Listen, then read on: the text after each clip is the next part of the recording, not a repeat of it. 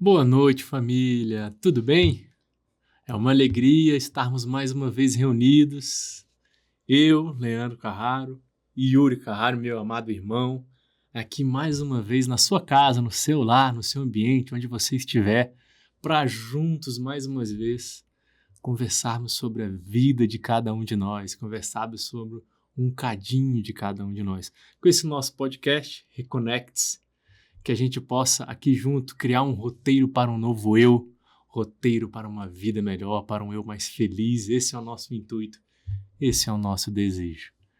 A gente vai junto nesse sexto programa, né, irmão? Sexto programa. Sexto programa. Passando rápido. Tá correndo. Nesse nosso sexto programa com o título Consciência, o mapa da vida. Vamos falar um cadinho de consciência. Vamos nesse nosso café, nesse nosso pão de queijo, nessa nossa alegria de poder continuar vivendo e de estarmos juntos. Porque no final de contas nós estamos aqui para quê? Para tentarmos ser felizes. Esse é o nosso objetivo. Vamos lembrar sempre disso. E aí vou passar a palavra ao meu irmão para ele cumprimentar vocês aí e dar início a essa nossa conversa carinhosa. Queridos, mais uma vez, sejam muito bem-vindos. Uma alegria estar com meu irmão aqui, com todos vocês aí na casa de vocês, no trânsito, enfim, onde vocês estiverem. E mais uma alegria nesse episódio, que é muito legal, bem interessante, porque vamos falar sobre a consciência, a importância que esse roteiro para o novo eu, de a gente ouvir a voz da consciência e conhecer também as nossas tendências instintivas que te traz.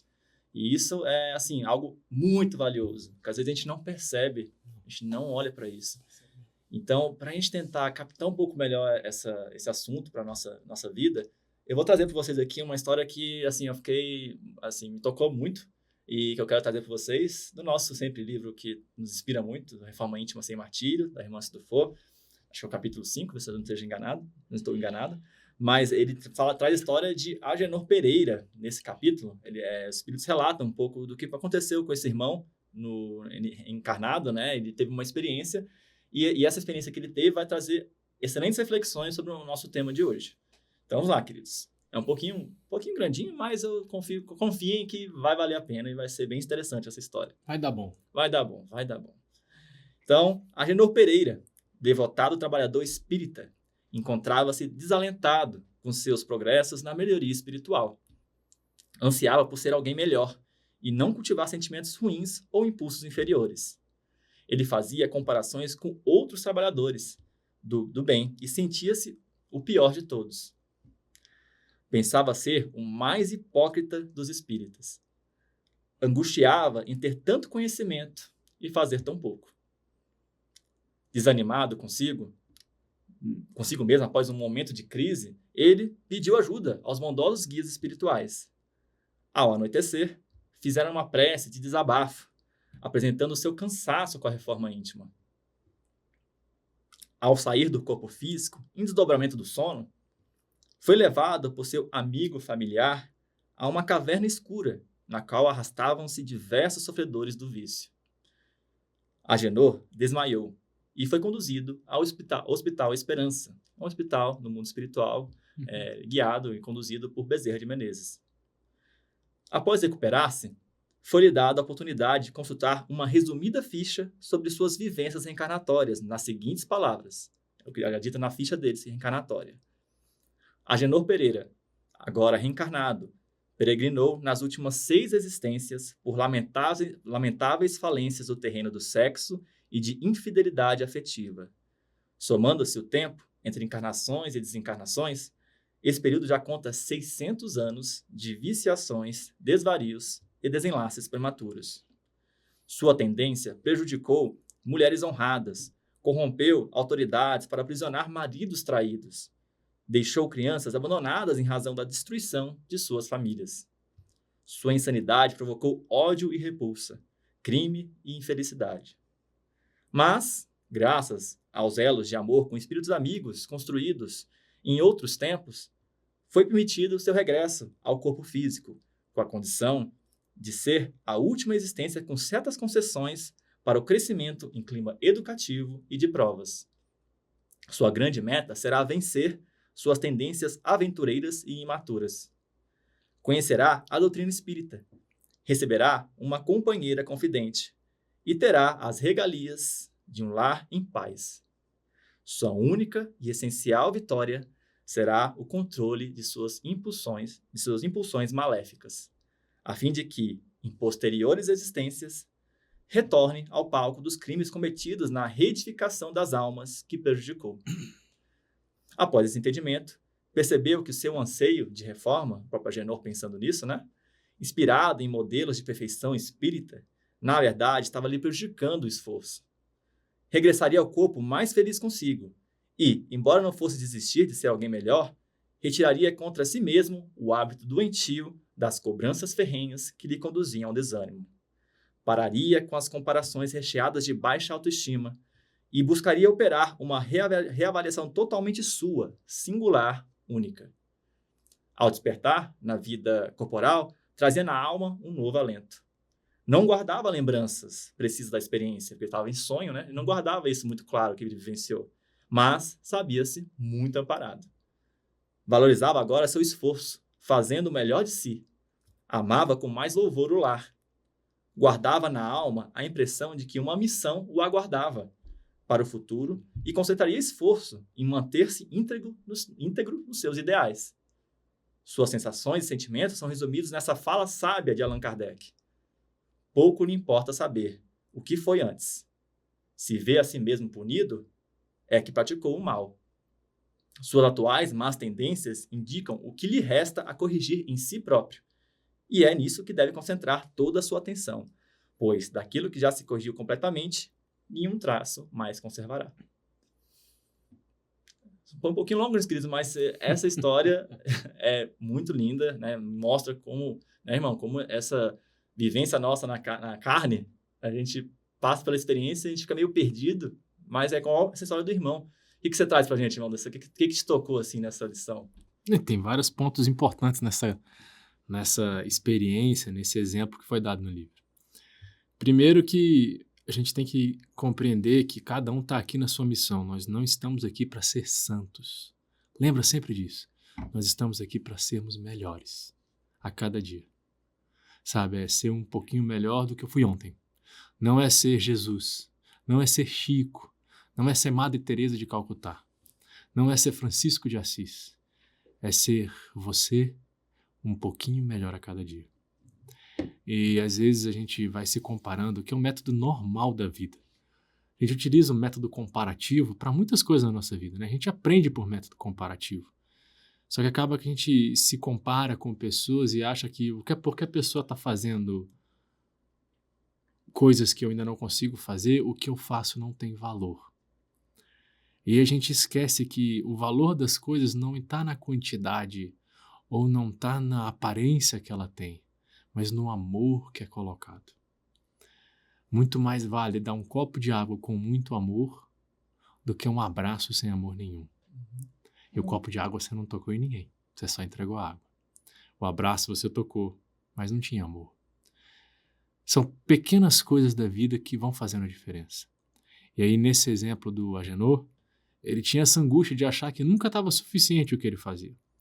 E ele descobre do outro lado lá, né? Que ele veio para segurar ele mesmo, para controlar os impulsos. Que não era para ele ser o melhor palestrante, ou o melhor espírito, ou o melhor médium, ou a pessoa mais caridosa do mundo. Era para ele saber controlar a si mesmo. E quantas coisas em nós ainda não controlamos? Quantas coisas você sabe que você já poderia estar fazendo diferente, que você reconhece que está fazendo errado, mas não muda? Porque se conhecer que você está errado, ou seja, saber que você é responsável por um equívoco que está acontecendo na tua vida, é uma coisa. Outra coisa é você fazer um movimento de mudança. É uma outra totalmente diferente. Para o movimento de mudança, você precisa reconhecer. Mas nem tudo que você reconheceu, você já fez a mudança. Ou você está se esforçando para fazer a mudança. O que é que você tem aí dentro que você ainda não mudou? A nossa consciência fala. Por isso o nosso tema de hoje. Consciência. Ela está lá. Ela diz pra gente. A gente sabe no fundo.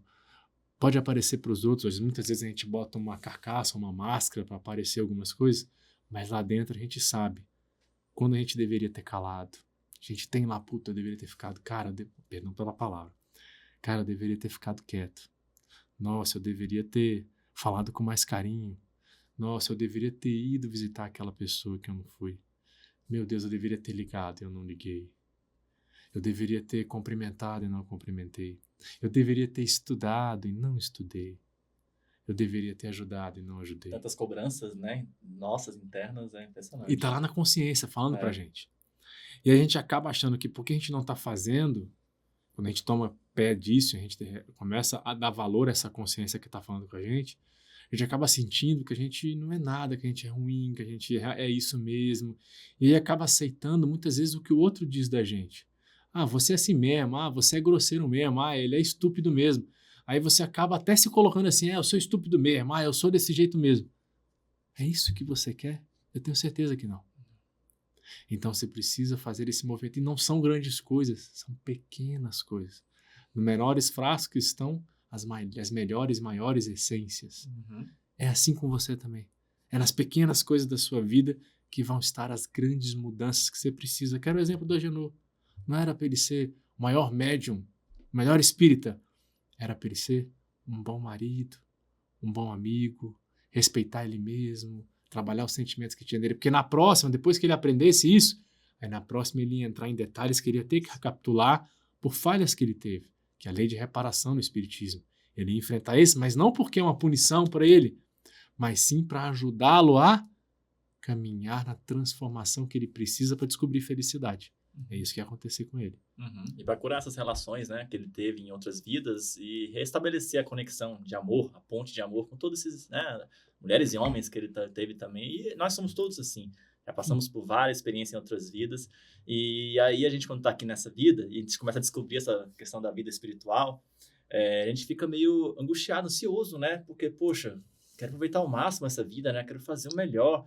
E às vezes a gente, igual a Agenor aqui, a gente fica um pouco frustrado, assim, uma autocobrança muito grande, esperando que a gente possa fazer grandes coisas, aproveitar esse tempo. E aí quando a gente percebe, né, tudo isso nos traz, na verdade, uma cobrança tão grande que nos traz inércia, desânimo, né? Igual que eu estava sentindo no começo. Mas aí que vem a bênção, né, de termos essa fé raciocinada, de saber que todos nós aqui estamos onde estamos, não é por acaso. Estamos aqui já numa missão muito importante para a nossa caminhada. Não somos espíritos missionários, somos espíritos em reforma, em provas, expiações. E através disso, a gente começa a compreender que nossas metas aqui não são grandiosas, igual Jesus foi, igual o nosso querido Chico Xavier foi. Não é esse nível.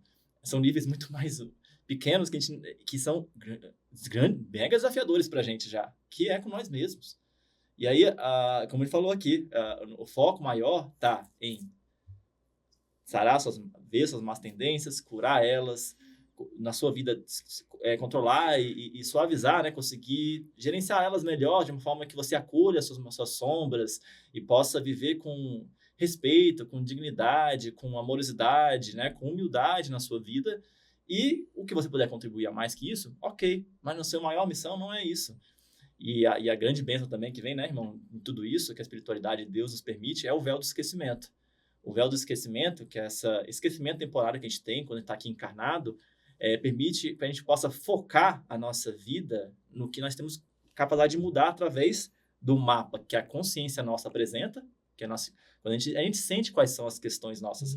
A consciência, quando a gente entra mais a fundo na gente, a gente percebe o que a gente tem que trabalhar, quais são as nossas más tendências, quais são as nossas virtudes, quais são as questões que a gente está aqui, quais são as relações que a gente tem que olhar com mais cuidado.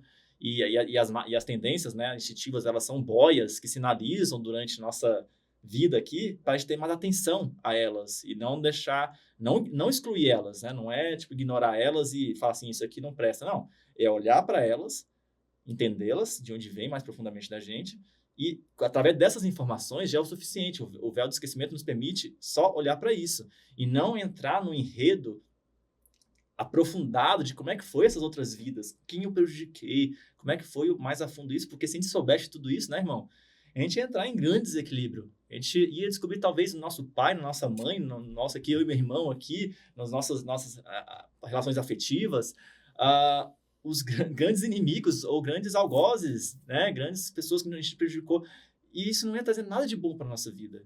O que importa é que a encarnação é uma bênção, porque ela nos dá a oportunidade de amar e recomeçar. e amar sempre sem ficar preso ao que foi no passado, senão a gente ia entrar no estado destrutivo, né, irmão? Sim, sim. Que no final o que importa é você entender que é o que a gente está tentando aqui conversar o tempo todo em casa aqui com vocês. É entender quem nós somos e tentar escutar nossa consciência, porque no próprio livro dos Espíritos fala onde está escrito as leis de Deus. E para que servem as leis de Deus, né? Primeiro está escrito na nossa consciência, a resposta dos Espíritos é isso. Você tem conhecimento das leis divinas, das leis de Deus, na sua consciência. Mas para que servem essas leis de Deus? Elas simplesmente são o roteiro para ser feliz. Tanto é que no próprio livro dos Espíritos ele fala assim, ó, você só é infeliz, ou seja, você só se torna infeliz quando você infringe uma lei de Deus. Por quê?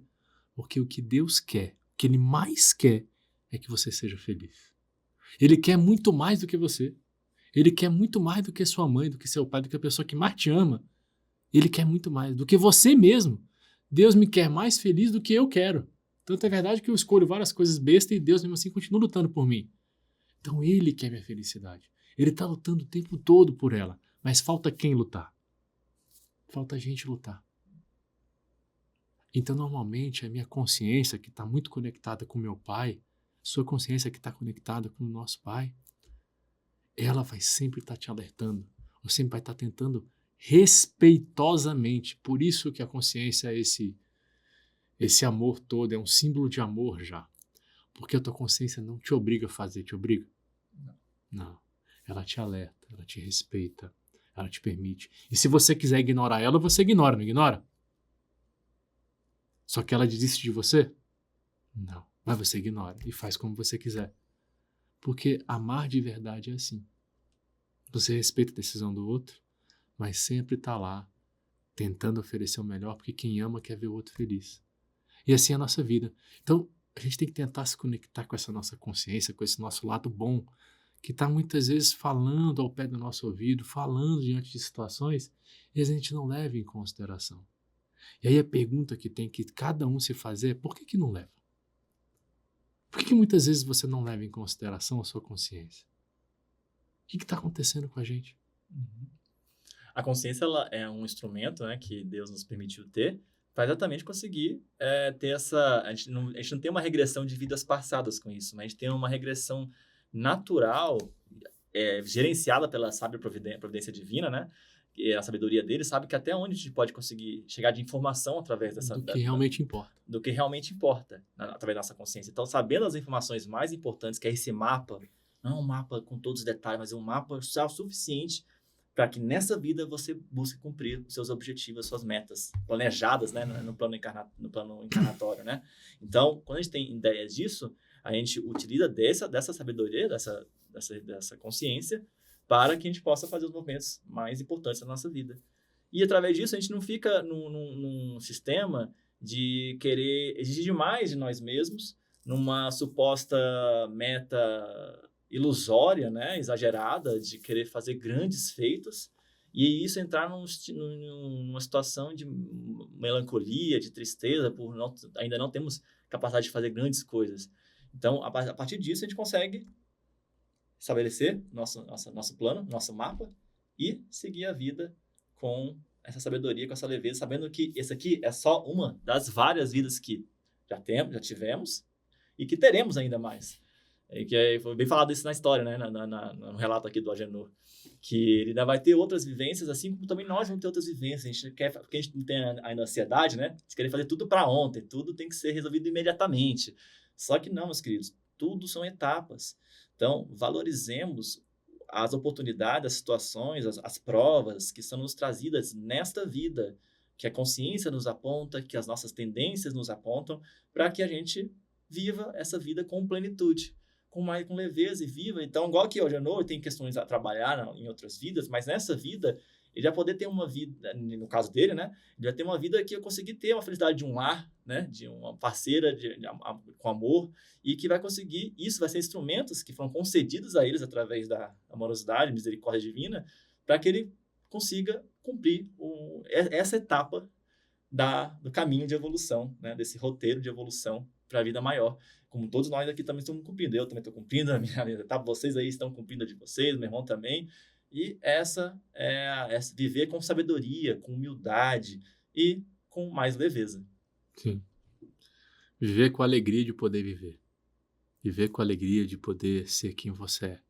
Com todas as dificuldades que nós temos, ter a alegria de ser você. E não deixar que ninguém tire isso de você. Porque você é especial. Você tem algo único e que faz você ser essa pessoa especial. Então não importa o que os outros vão falar de você. Não importa o que os outros vão dizer de você. Você é especial. Sua consciência sempre vai te lembrar disso. Escuta ela. Escuta esse carinho que sempre vibra com você. E viva um dia após o outro. Porque como nosso amado Mestre Jesus dizia, a cada dia basta o seu mal. Então, viva o dia de hoje, porque o dia de amanhã a Deus pertence. Viva o agora, viva o seu problema, viva as suas questões, viva os detalhes que você tem que viver e compreenda você diante de tudo isso, atendendo essa tua voz da consciência e lembrando que tudo vai dar certo, que no final tudo passa, tudo se transforma. Tenha fé nisso e certeza nisso. Tão bom, né, irmão? Saber disso, saber que todos nós estamos, assim, amparados por Deus, pelos nossos mentores, que são espíritos evoluídos, que sabem do nosso programa e estão aqui nos amando, né, desencarnados, e que, cara, eu acho que isso me traz tanta esperança, tanta fé, tanto bom ânimo, mesmo até, principalmente diante dos desafios, das dificuldades, porque aí a gente consegue compreender que aquilo ali, todas as dificuldades que a gente vivencia, não é por acaso, tem ali uma lição. Tudo depende de como a gente, não das coisas que acontecem com a gente, mas de como a gente encara as coisas, como a gente lida com aquelas coisas, como a gente interpreta aquelas coisas na nossa vida.